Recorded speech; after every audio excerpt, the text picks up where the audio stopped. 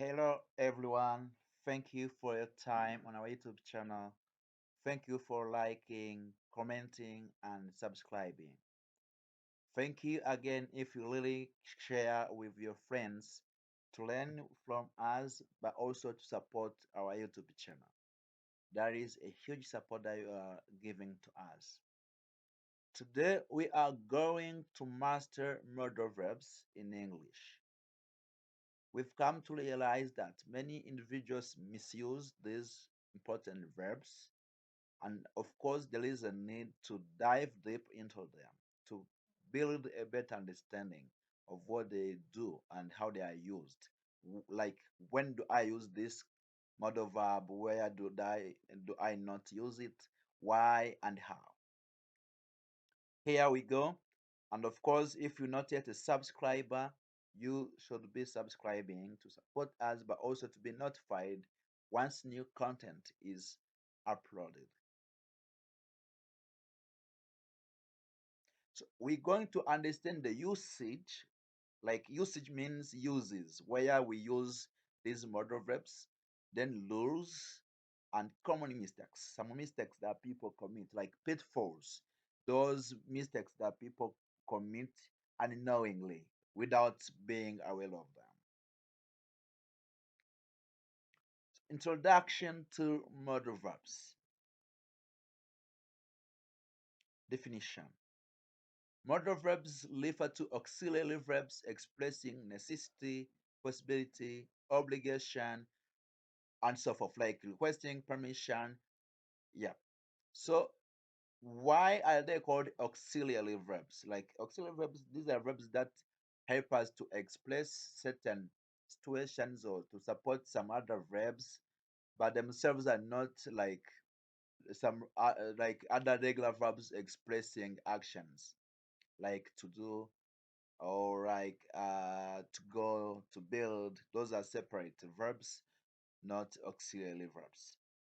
Now, we have some categories of modal verbs. We have core modal verbs, and they are called core because they are main. Like, this means main modal verbs. We have can, could. Be informed that we don't say could, because many people pronounce this R and it's a silent letter here. It's just could, may, might, must, shall, should, will, would. The same applies to should and would. R is not a pronounced letter. We also have semi-modals. Like, these are like slight modals. We have ought to, have to, need to, be able to, dare, used to, didn't have to, and didn't need to. Like, it's not added here, but we have to see it. So let's go on with can. I believe this is very simple and familiar to everyone. Where do we use can? Just expressing ability. Like, I can jump, I can fly, I can speak English. I am just trying to say that I am able to do something. I can do it. I have the ability to jump. We also can use it to ask for permission. Like, can I blow your pen? But of course, something to note here is that can doesn't sound like much polite. Seems you're not really requesting. There is that thing of maybe you have all the trust that it should be done the way you want it.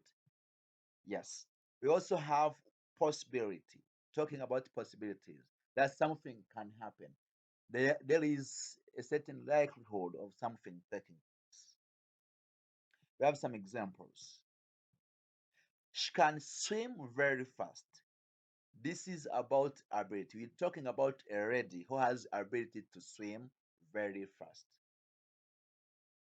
Can I leave early today? Like, let's say you're talking to your fellow coworker and you would like to do some other plans, to have some other plans after work. and you would like their support to help you before the time, like closing time comes. You want to leave a bit earlier. Then you ask, can I leave early today? You want their support to keep maybe doing working on your responsibilities in your absence. I hope you get to understand like this permission. Now it can get very hot in summer. Like someone is talking about possibilities of being very hot in summer. Like you can even say it can rain tonight. Maybe you checking on the weather and you find it like it's cloudy and so forth, and you say it can rain tonight. And not tonight means this night or this coming night. Rules and pitfalls. Like we use it for present general ability. You cannot use it when you're talking about some past abilities or future abilities. It's about something that can happen and they use it in present tense. Avoid some mistakes like he can too. When you say you can or someone can, you immediately add the verb without to, indicating infinitive verb. You just remove the two, then you add the bare infinitive. He can swim. And something again to note, we in normal conjugations, when we have he, she, it, we end up adding s on the verb or some other modifications depending on the ending of the verb. But it is a different story here. We don't add any s on these modal verbs. We just relate them the way they are on all subjects, English subjects that we have. I hope you know that. So we have could, and you see I've added that we say could, not could. Where do we use could? To express past ability. For can, we're talking about present ability, but now we're talking about past ability. It can also be used to express polite permission, like requesting for permission in a polite way. It can also be used to talk about possibility. Let's see some examples. I could learn first when I was younger. I could learn first when I was young. I had the ability to learn fast when I was younger. And here this means I no longer have the ability. I had it when I was younger, and now that I am old, I can't. I don't have the ability up to now. That is past ability. Now we have, I didn't know that the example I gave would be the one to find here. Could I borrow your pen? May I like access your pen for some time? Can I borrow your car? Can I borrow your laptop? You, I mean, could I borrow your pen? You trying to ask politely instead of using can to be polite, and you like you just want to sound you're not insisting or instructing the person to give you the pen or the car or the laptop. You're trying to be polite. This could be dangerous. This is about possibility. Trying to say that something can be dangerous. This could be correct. This maybe you're saying if we adapt this, it could be correct. If you call him, that could be better. Good. Rules and pitfalls. Use was able to for specific past success. Like we normally use this code talking about possibilities, past ability of something that happened, that used to happen, and it's no longer happening. Someone was able to do it, and they are not able to do it. But then, if it is about like success, if we would like to talk about success, you will use was able to. I was able to help people do this and that. Let's say you're in an interview and you're trying to convince the interviewers what you did, what success you achieved on a team, and you say, I was able to play an important role in managing, scaling a project. I did this and that. I was able to. I was able to coordinate. I was able to build relationships with customers and so forth. The next is may. Where do we use may? To ask for permission and also talking about possibility.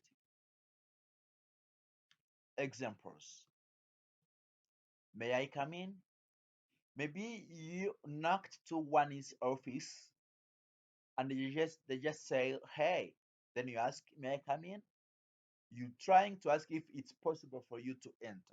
But you asking like a permission before you do it. May I come in? May I drink from your bottle? May I sit next to you? May I get your support with this file? A lot of scenarios where you can use may, just asking for permission. You can also use it to express possibility of likelihood of something happening or taking place.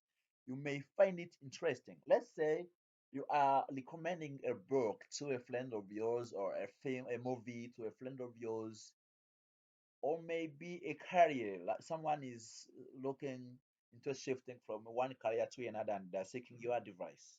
Then you may say, I advise you to go to, like, would you try marketing and sales? You may find it interesting. You may find it reading. You're trying to say that there are some likelihood of this career being reading. It may rain later. Like the other example you gave about maybe checking on the weather, and you see there are a lot of chances of rain coming in the next few hours. Laws and pitfalls. It's more formal than can for permission. You're not advised to use can I. As I told you, it sounds like you're not really requesting. So may is also advised. It's more formal than can. As we said, you will say he may go, not he may to go. We've seen that this two is omitted. You just add a bare infinitive. And on he, she, it, you will always remember that there is no need of adding an s on this third person singular.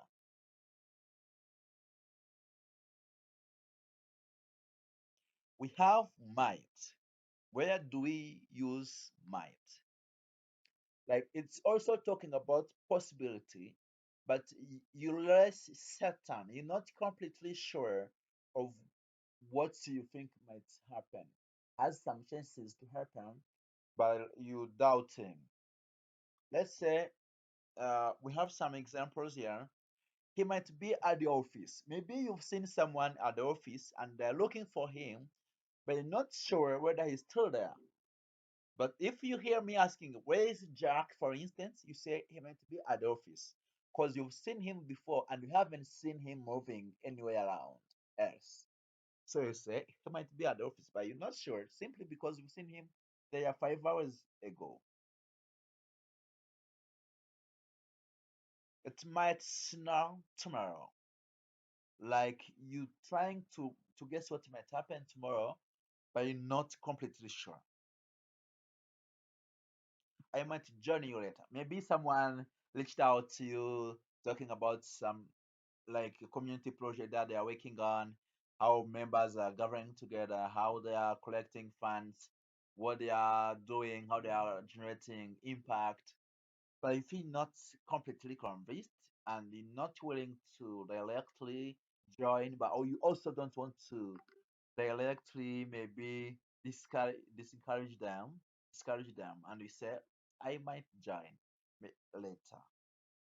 You're just trying to say you're not sure, but maybe. after some time. Laws and pitfalls. When you want to talk about something like for past possibility, you use might have plus past participle for the main verb. For instance, I might have joined you later. Like you are saying maybe you didn't join some days ago, but then after like some analysis, after some impact they are creating, you say, ah, I might have joined you the time we spoke.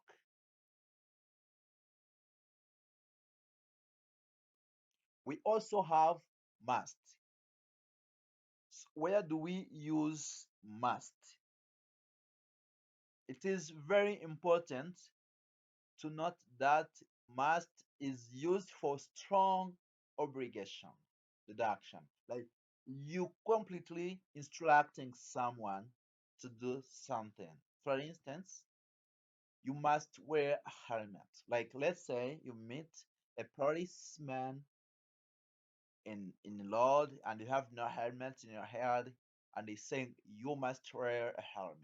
He's not requesting you, he's not advising you, but he's giving you clear instructions that you should abide by.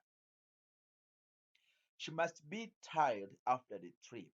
You're trying to say, like deduction, someone based on how long she's been on the journey, how far it is, then she must be tired. You should be understanding. This is being like, you should be understanding that she's tired.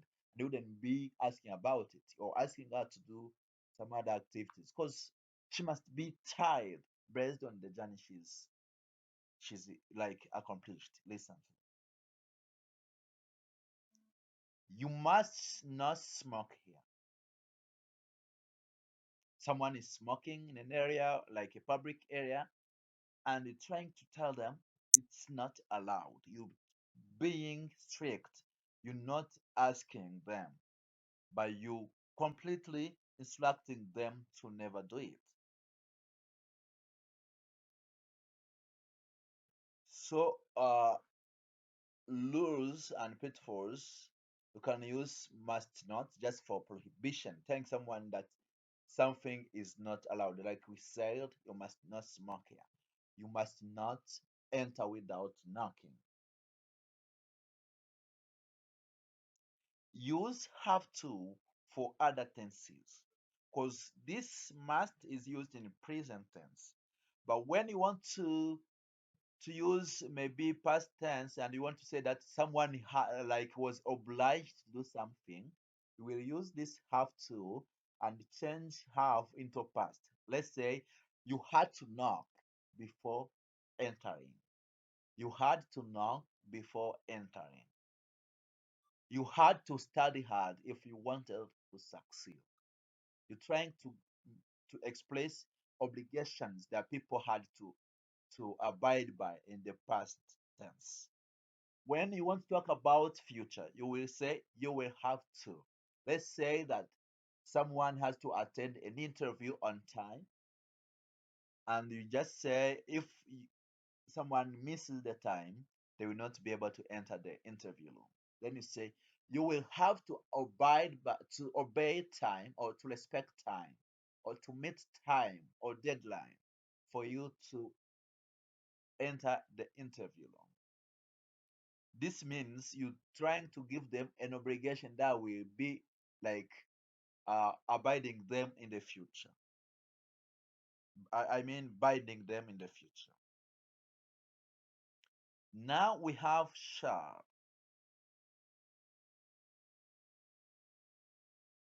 This is for suggestions and offers in formal ways. And this has no complications in the normal sense.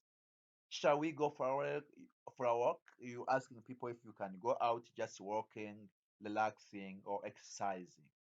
That is a suggestion. Maybe you talking about being tired, having had a lot in a weekend, and you're just asking them, shall we go for a walk? Just you asking whether you can go out to exercise and relax. Shall I open the window? Maybe you someone is saying it's really hot, and you offering them the possibilities of uh, opening a door just to assist. You shall not pass. This is a suggestion, maybe just saying based on somehow on how someone is learning. Maybe you can see they are not really being completely responsible in their success, and you just say you shall not success. I mean, you shall not succeed or you shall not pass based on how you are behaving currently. You shall not pass. Lures and pitfalls. It's common in the British English.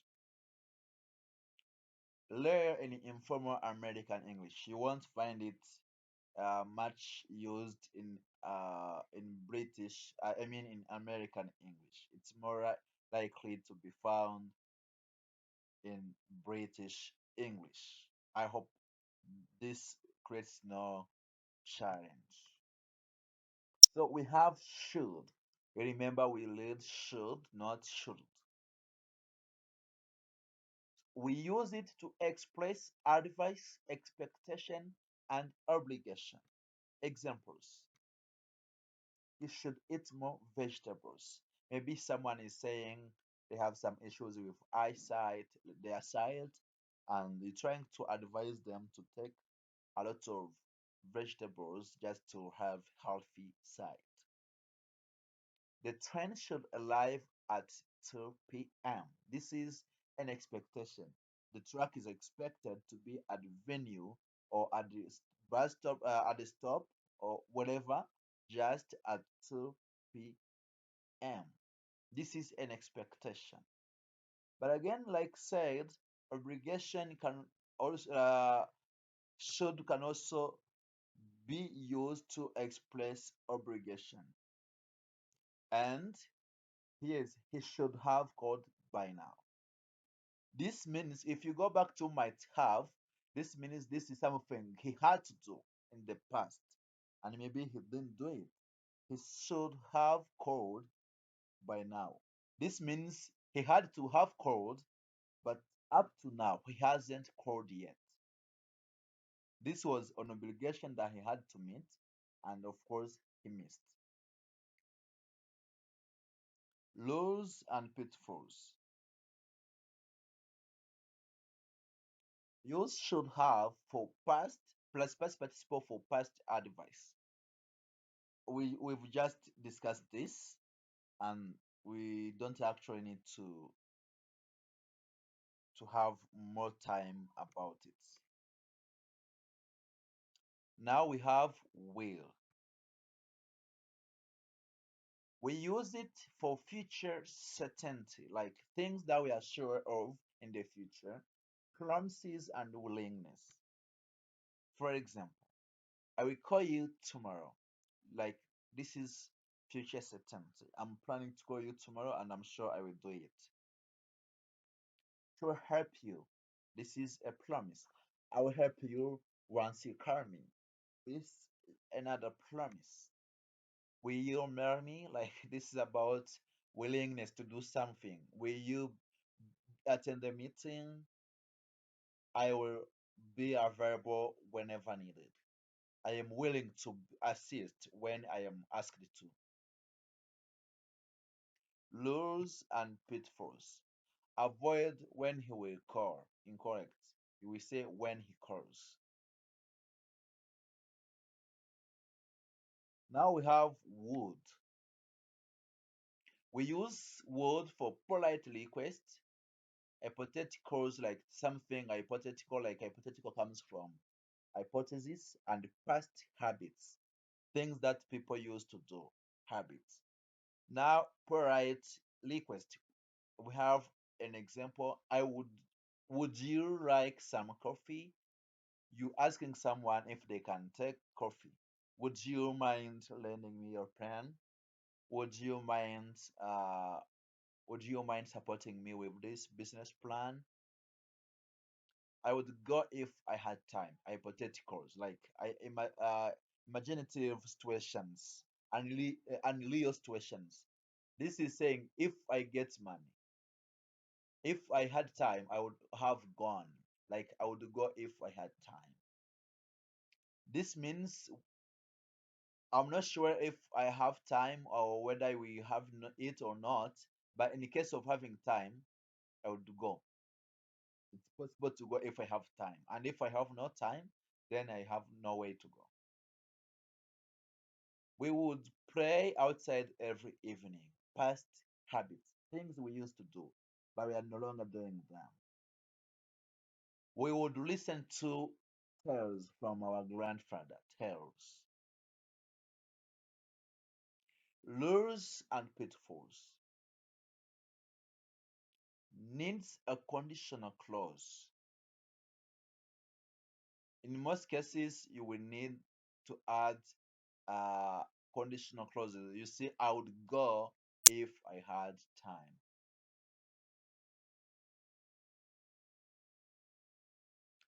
We have another amazing modal verbs among the semi-modal verbs, and it's really uh, good to know. Many people don't use this, but now it's your time to start using it. It's also used to express advice and moral obligation. And when you talk about moral obligation, this comes with ethics like societal beliefs, conducts, behaviors, and so forth. Just telling someone that they are expected of this in terms of what the society believes in. We have examples. You ought to apologize. You ought to apologize. You ought to apologize. And you have to know this. This too is not for the verb project to be infinitive, but it's ought to, just as one modal verb. Because these verbs will be considered similar to other modal verbs where we said that we don't need to add to. So this two is not for the verb to be infinitive, but for ought to as one modal verb. So this you ought to apologize means maybe you've done something to someone and they were angry. I didn't notice it was you who was on the wrong side. And someone is telling you, you ought to apologize. This means you were the one to apologize given the situation. We ought to help the needy. Like this is a moral obligation. We should be helping the needy. We ought to help the needy. He ought to have told the truth. This means he didn't tell the truth, but given the situation and conditions he had, he ought to tell the truth. He ought to have told the truth. This uses the same condition of plus have plus past participle of the verb. If it is about past, use ought to, not just ought. Like I've expressed that and I've explained that, and I believe you've got it correct. Now we have to. This is about necessity and external obligation. Examples. I have to finish this report. Like you have a report, a friend of yours is trying to take you out, but you tell them, no one, I have to finish this report. Given the deadline, I am not going out without finalizing this report. Do you have to leave so soon? Like you asking them if they have some reasons, like mandating them to leave soon, like in a very short time to come. We had to cancel the trip. Like this is in a simple past. Some you had a trip, but some questions came in, and would like to say you just had to cancel it. You remember we've discussed this as a form of must have, must, and just when you want to put it in the past, in the future, you have to use have to. Have to for all tenses. Like have to has to be formula.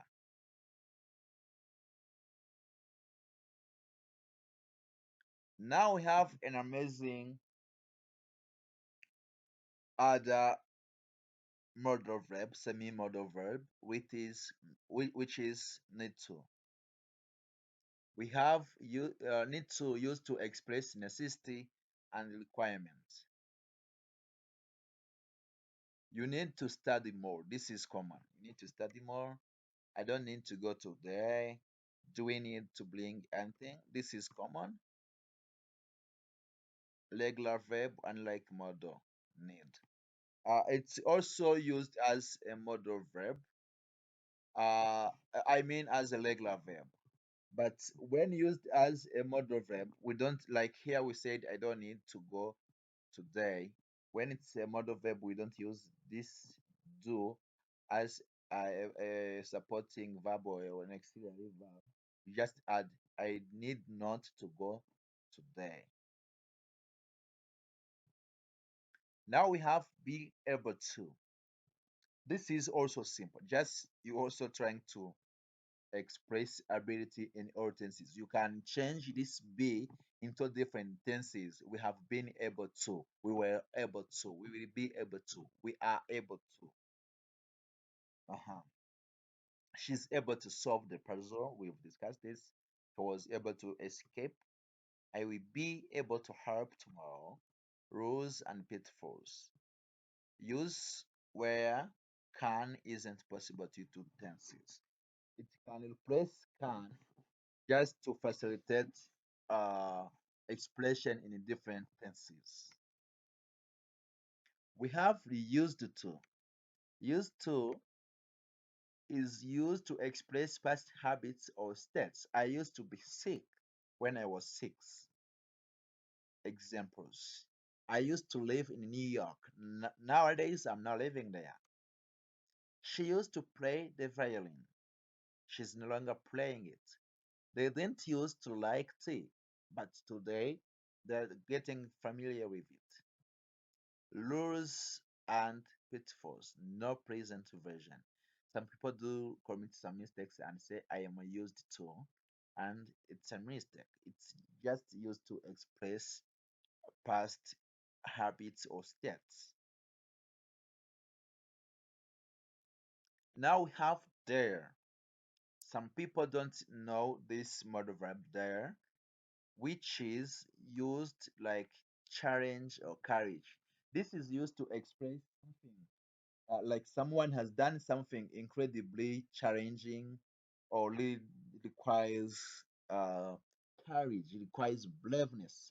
This can be used both in positive and in negative actions. If someone has insulted maybe a president, that is daring. Also, if someone has killed a lion, that is daring. If someone has built something incredibly new, innovative, that is daring.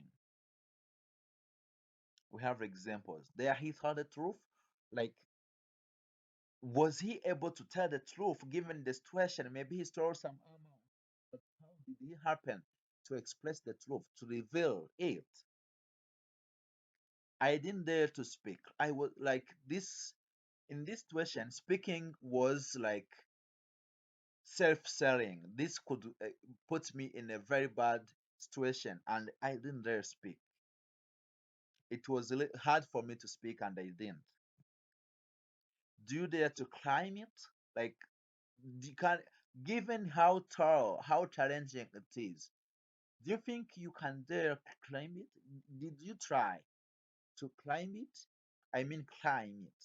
We don't say climb. This B is a silent letter. Climb it. Like, how dare you? This expression, how dare you? This is asking someone how, like, how did they try to do something which they were not allowed to do? Like they had no right, but they ended up doing it. Or it was not their right, it was not their permission, it was not their duty or responsibility, but they have done it. And how dare you? Maybe you are a manager and a subordinate has spent a week without presence at the workplace without permission. You ask him, how dare you? Laws and pitfalls can act as modal or regular verb. Yes, this is common. It can be used as a modal verb or a regular verb. Now we have need not. Where do we use need not? Lack of necessity or obligation in present and future. For example, you just want to say something is not needed or it's not obliged. Both present, you can be talking about the present, the future, and here are some examples. You need not worry about the exam. You see, we said you have to add a verb without to. The same thing is being done here. You need not to worry about the exam. They need not attend the meeting. It's not necessary for them to attend.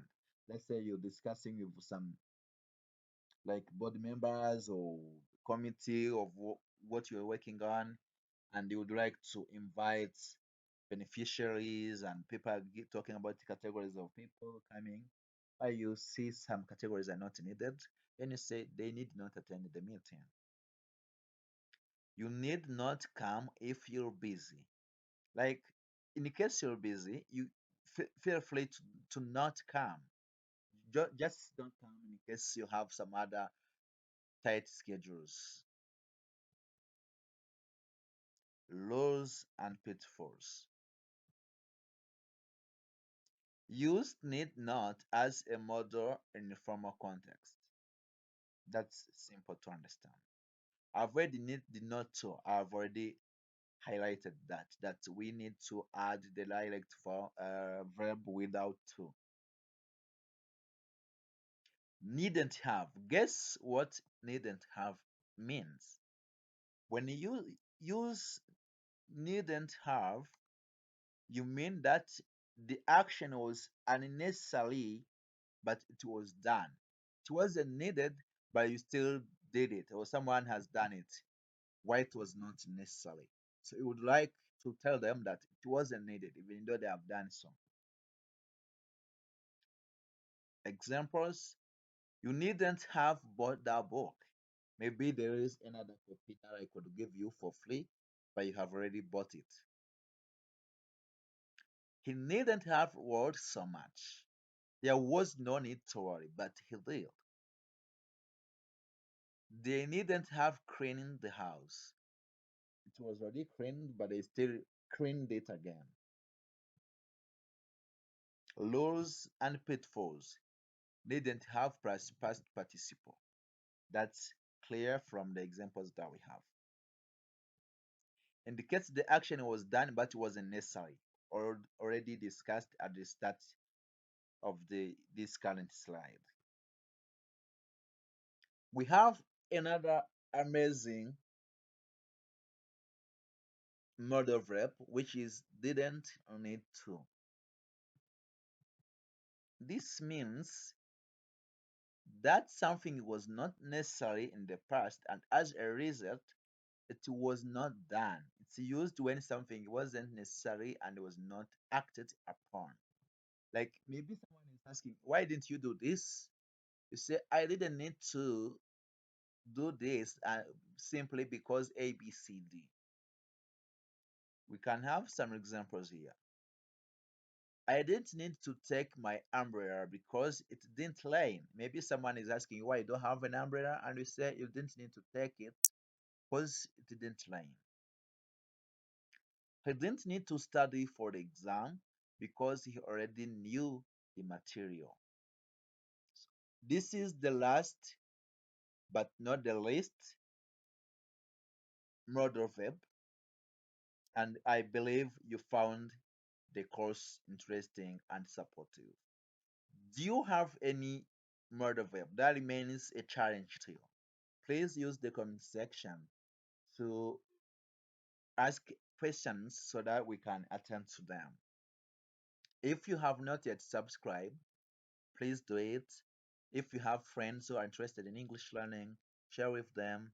Remember to like, remember to check on new content being uploaded regularly.